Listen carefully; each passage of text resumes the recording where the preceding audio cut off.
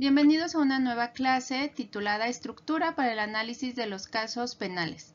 En esta sesión exploraremos la conexión fundamental entre la argumentación jurídica y la teoría jurídica del delito. Analizaremos cómo el delito no es un evento aislado, sino un proceso con etapas definidas que el derecho penal debe desglosar para aplicar una sanción justa y fundamentada. Comencemos con el estudio dogmático. Para analizar un caso penal debemos realizar un estudio dogmático del inter criminis, concepto que hace alusión a las diversas fases del delito.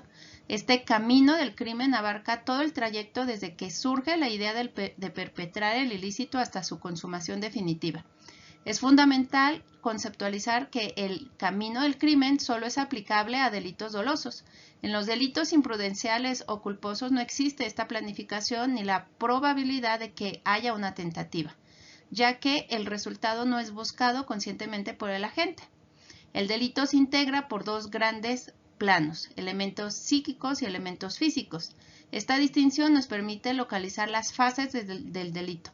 La primera es una fase puramente intrínseca o interna y la segunda es una fase externa. A medida que avancemos, veremos que cada una de estas fases se divide a su vez en subfases o etapas críticas que determinan si una conducta puede ser sancionada por la norma penal. La fase interna se desarrolla exclusivamente en la mente del agente y comprende una serie de actos voluntarios intrínsecos. Para el derecho penal esta fase no es punible, es decir, no se imponen sanciones por los pensamientos de una persona. Esto responde a un principio básico: el derecho sanciona acciones o conductas, no lo que la gente piensa. Dentro de esta fase interna podemos distinguir tres momentos clave que ocurren antes de que el sujeto realice cualquier movimiento en el mundo exterior.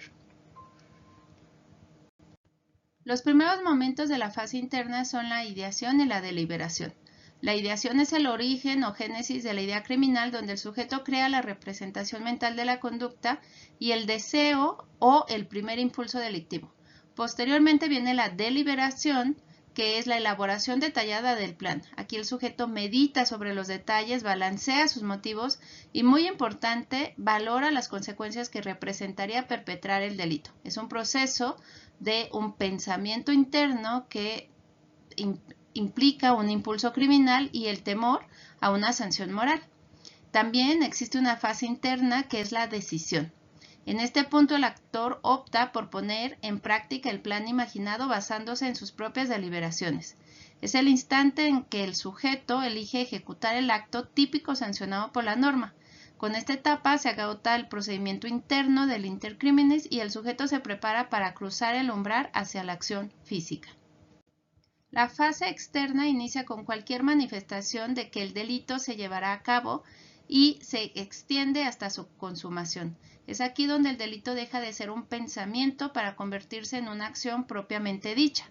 El primer momento de esta fase es la manifestación de la idea delictiva. En esta etapa se realizan acciones que, aunque expresan la voluntad de infligir la norma, no causan un daño directo ni constituye el ilícito en sí mismo. Por regla general, esta etapa no es castigable, ya que no se ha cometido el ilícito todavía. A medida que el delito progresa, encontramos los actos preparatorios, que son aquellos encaminados a facilitar la comisión del delito, pero que aún no suponen el inicio de la ejecución y normalmente no son punibles, a menos que por sí mismo constituyan el delito o un delito independiente. Finalmente llegamos a los actos de ejecución, que consiste en el inicio real de la conducta punible. Estos actos pueden derivar en dos circunstancias: la tentativa, cuando el delito no se consuma por causas ajenas a la voluntad del autor, o la consumación total del acto típico. La punibilidad de estos actos varía según las leyes vigentes y el tipo específico del delito. Hablemos ahora de la teoría causalista y finalista de la acción. La teoría causal considera la acción simplemente como un acontecimiento natural guiado por la voluntad, sin importar si está dirigido a un objetivo específico. Basta con que la voluntad sea el motivo del movimiento corporal. Por el contrario, la teoría finalista sostiene que la acción es un comportamiento humano subordinado a una voluntad orientada hacia un resultado determinado. Aquí el sujeto está consciente de su poder causal y dirige su actividad hacia un objetivo previamente fijado en su pensamiento. Welcel explica que la acción final se cumple en dos etapas. La primera se desarrolla totalmente en la esfera del pensamiento, donde el autor selecciona su fin, elige los medios necesarios y calcula los efectos accesorios. En la segunda etapa, el agente pone en movimiento los medios elegidos de acuerdo con su plan. Esta etapa externa es en realidad un proceso causal que fue determinado y dominado previamente en el pensamiento del autor. Veamos ahora la sanción penal. El eslabón último de la teoría jurídica del delito es la sanción penal. El objetivo de todo proceso es conseguir esta sanción y para ello es necesario construir un relato creíble basado en proposiciones fácticas que se sustenten en medios de prueba pertinentes. El éxito o fracaso de un caso depende de la lógica de la narración, su credibilidad y la capacidad de mostrar que los hechos se ajustan exactamente a los elementos legales del tipo penal. Autores como Beitelman y Duce definen la proposición fáctica como una afirmación de hecho que satisface un elemento de la teoría jurídica. Básicamente es traducir el lenguaje legal a un lenguaje corriente sobre experiencias concretas que un testigo pueda declarar. Estas proposiciones eliminan la distancia entre la historia real y la teoría legal, indicándonos qué pruebas debemos aportar para convencer al juez. El Código Nacional de Procedimientos Penales regula la conclusión del caso en sus artículos 405 y 406. En una sentencia absolutoria, el tribunal ordena el levantamiento inmediato de las medidas cautelares. Para absolver, el tribunal debe determinar una causa de exclusión del delito. Estas pueden ser atipicidad por ausencia de la voluntad, falta de elementos de tipo o consentimiento de la víctima. Justificación como la legítima defensa o el cumplimiento de un deber, e inculpabilidad por inimputabilidad o error de prohibición invencible.